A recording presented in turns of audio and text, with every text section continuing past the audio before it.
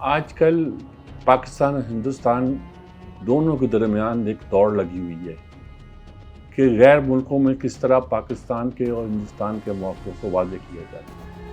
وہ اپنے ڈیلیگیشن بھیج رہے ہیں، ہم اپنی ڈیلیگیشن بھیج رہے ہیں۔ اس سے پہلے ہمارے وزیر اعظم ابھی 4 ملک کی دورے پہ گئے ہوئے ہیں۔ ہمارے ڈپٹی وزیر اعظم جو تھے وہ بھی ایک وفد لے کے گئے تھے۔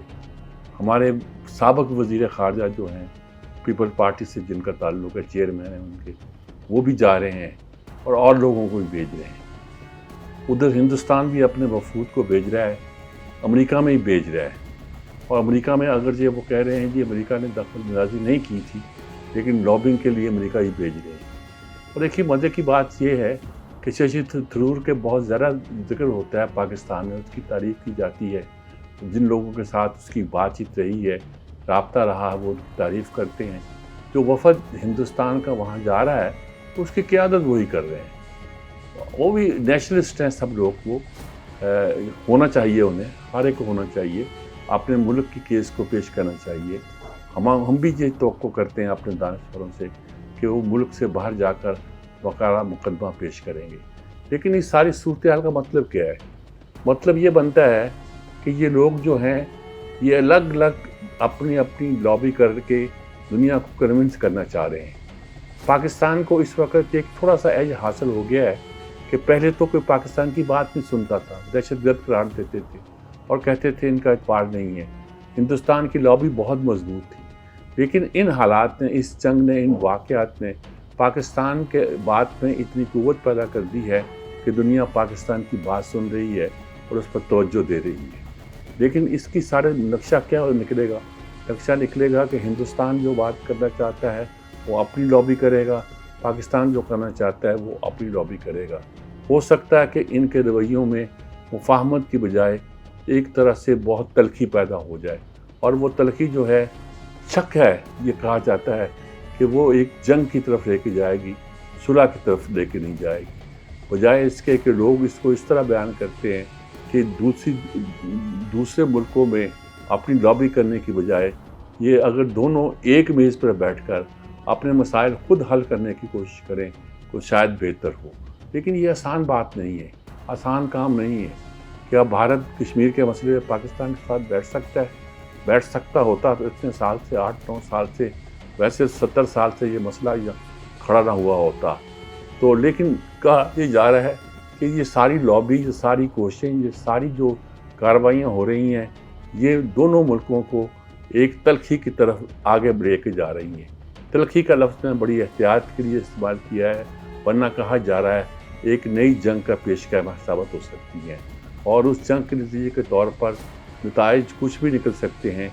لیکن یہ ہے کہ ان سے کوئی صلح صفائی اور معاملات کو طے کرنے کی طرف اقدام نہیں اٹھایا جا سکتا۔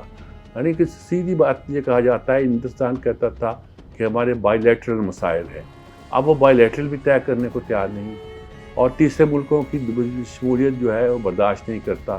اب وہ دنیا کو کنونس کرنے کو آمادہ ہے کہ دنیا میں کچھ یہ بتایا جائے کہ پاکستان ایک دہشت گرد ملک ہے، اور جو کچھ کر رہا ہے، یہ بمبے واقعات سے ساری صورتحال پیدا ہوئی ہے۔